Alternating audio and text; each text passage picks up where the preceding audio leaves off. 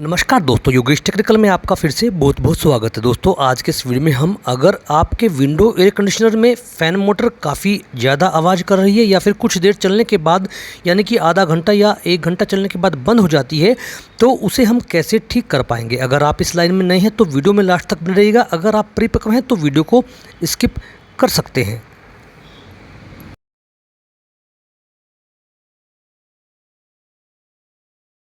तो दोस्तों वीडियो में आगे बढ़ने से पहले एक ज़रूरी बात, अगर आप रेविजन किसी टूल को लेना चाहते हैं या उसके बारे में जानना चाहते हैं तो आप डिस्क्रिप्शन में जाकर वहां से उसके बारे में जान सकते हैं, वहां से उस टूल को खरीद भी सकते हैं। तो दोस्तों एक अन्य बात और, अगर आप कोटक महिंद्रा बैंक में अपना जीरो बैलेंस अकाउंट खोलना चाहते हैं तो उसका भी लिंक मैंने डिस्क्रिप्शन में दिया है, वहाँ जाकर आप उस अकाउंट को खोल पाएंगे जो आपको फ़ोन बैंक में एक अच्छी सुविधा प्रदान करेगा।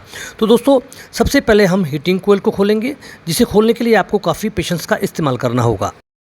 आपको हीटिंग कोयल खोलने के लिए इसके साइडों में स्क्रू दिए हैं, वहाँ उन्हें खोलना है। लेकिन आपको एक बात ध्यान रखनी है, जहाँ से भी जो स्क्रू आप खोलें उसे उसी जगह पर लगाएं, ये आपको ध्यान में रखना है। और जैसे ही आप उन स्क्रू को खोल लेंगे तो आपको हीटिंग कोयल को थोड़ा पीछे की तरफ करना है, ताकि हम फ़ैन मोटर खोलने के लिए अपने प्लायर या स्पैनर का इस्तेमाल ठीक से कर पाएँ। लेकिन आपको ध्यान रखना है कि जैसे ही आप हीटिंग कोयल को पीछे करेंगे उसे ज़्यादा पीछे की तरफ नहीं लेके जाना है, आपको उसे उतना ही पीछे लेके जाना जिससे कि आप आराम से अपने टूल का इस्तेमाल कर सकें। क्योंकि दोस्तों एयर कंडीशनर पुराना होने से और अगर आप उसे ज़्यादा पीछे ले जाएंगे तो उसके जो बैंड है उनके ब्रेक होने का खतरा बढ़ जाता है। इसलिए आपको यह बात ध्यान में रखनी है हमेशा किसी भी विंडो एयर कंडीशनर की फ़ैन मोटर को बदलते हुए या फिर उसे लगाते हुए, क्योंकि यही एक वो मेन सावधानी होती है जो आपको हमेशा याद रखनी होती है। और अगर आप इस लाइन में नहीं हैं तो यह आपके लिए जानना बहुत ज़रूरी है।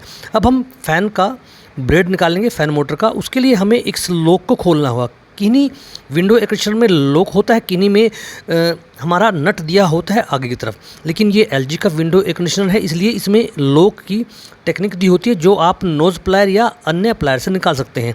लेकिन नोज़ प्लायर से आप उसे आसानी से निकाल पाएंगे।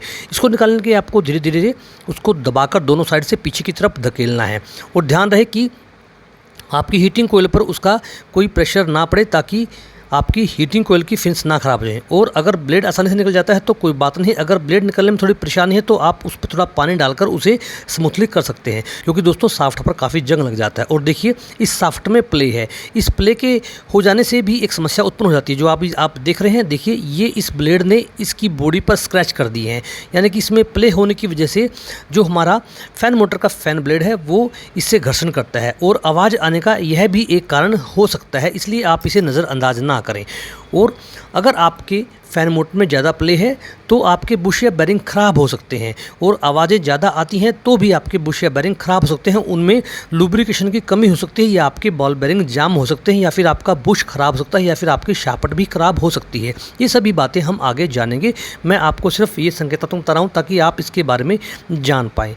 अब हम इसके ब्लोअर को खोलेंगे, उसको जानने के लिए भी आपको अपनी टेक्निक का इस्तेमाल करना चाहिए।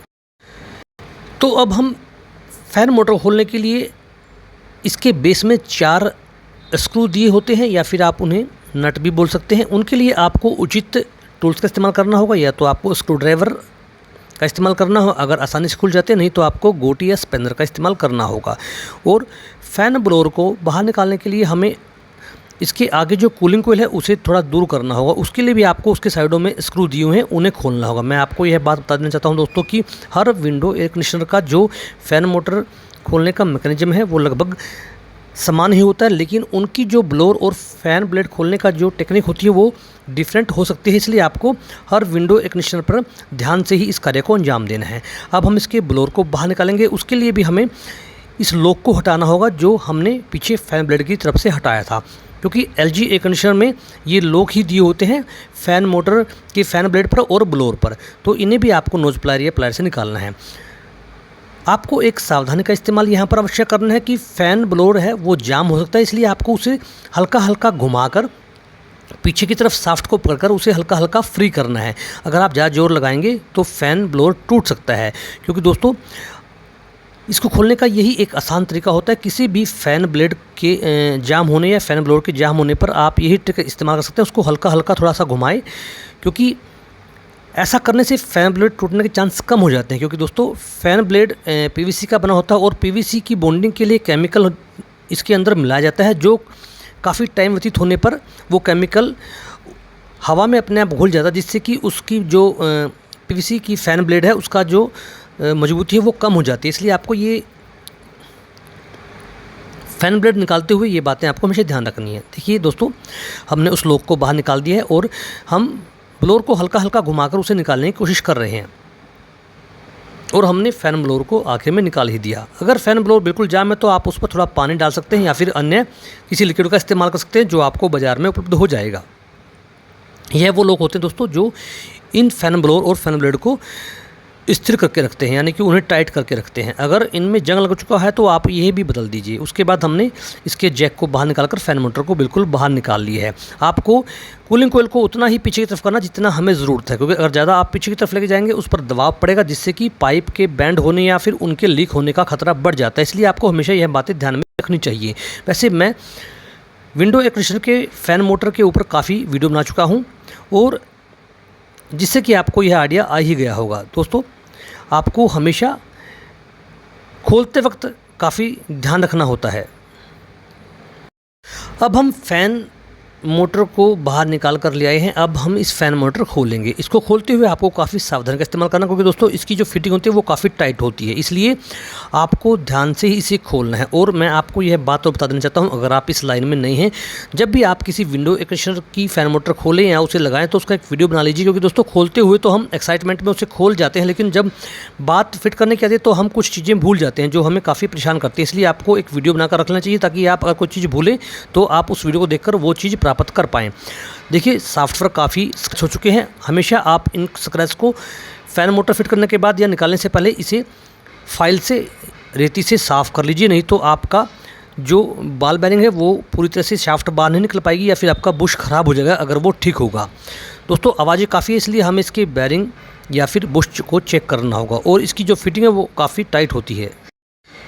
इसलिए आप रोटर या शाफ्ट को बाहर निकालते हुए इसकी जो शाफ्ट है उसे अच्छी तरह से स्मूथ कर लीजिए एमरी पेपर से या फिर किसी बारीक फाइल से, ताकि आपका जो शाफ्ट है वो बिल्कुल आसानी से बाहर निकल जाए। इसकी फिटिंग काफ़ी टाइट होती है, इसलिए आपको इसे आराम से खोलना होता है, ताकि जब आप इसे फिट करें तो इसमें पानी जाने के चांस कम हो जाएं। इसलिए इसकी फिटिंग काफ़ी टाइट होती है। उसके बाद हम जैसे इसे बाहर निकालेंगे, आपको इसका स्टेटर चेक करना होगा, क्योंकि दोस्तों इसके स्टेटर में एक थर्मोस्टेट दिया होता है। जैसे ही वाइंडिंग का टेम्परेचर उसकी लिमिट से बाहर जाता है तो वो थर्मोस्टेट कट कर देता है और यही एक वो कारण होता है जिससे आपकी मोटर बंद हो जाती है। तो दोस्तों देखिए, हमने इसकी शाफ्ट को बाहर निकाल लिया और हमारी शाफ्ट बिल्कुल साफ़ नहीं थी, इसलिए इस शाफ्ट या रूटर को बाहर निकालते हुए इसका बुश भी बाहर निकल कर आ गया। यह आपको ध्यान रखना है, इसलिए शाफ्ट को अच्छी तरह से साफ़ करना है। और अगर आपको यह लगे कि इसके बुश डैमेज है तो उन्हें बदल दीजिए। अगर शाफ्ट डैमेज है तो आपको शायद वो बाज़ार से नहीं मिल पाएगी, इसलिए आपको मोटर भी नहीं लगानी पड़ सकती है। हाँ, बुश आप इसके रिप्लेस कर सकते हैं। अगर इसमें बॉल बेयरिंग है तो भी आप उन्हें रिप्लेस कर सकते हैं, और यही वो कारण होते हैं जिससे आपकी फ़ैन मोटर काफ़ी आवाज़ करती है या फिर आपका जो फ़ैन मोटर वो कुछ देर चलने के बाद बंद हो जाता है। जैसे कि मैं आपको बता रहा था कि इसमें एक थर्मोस्टेट दिया होता है वाइंडिंग के अंदर, वो जैसे ही वाइंडिंग का टेम्परेचर ज़्यादा जाता है तो वो गर्म होकर इसकी सप्लाई को कट ऑफ कर देता है, जिससे कि आपकी फ़ैन मोटर बंद हो जाती है। इसलिए आपको टेक्नीशियन से इसके बुश को रिप्लेस करवाना चाहिए या इसके बॉल बेयरिंग को। अगर शाफ्ट ख़राब है तो आपको मोटर ही रिप्लेस करवानी पड़ेगी। तो दोस्तों, ये थी वो जानकारी जो आपके काम आएगी। वीडियो को लाइक और शेयर अवश्य कीजिएगा, चैनल को सब्सक्राइब करना भी मत भूलिएगा, और मैं आपको फेसबुक, ट्विटर, इंस्टाग्राम पर भी उपलब्ध पाऊँगा। धन्यवाद दोस्तों।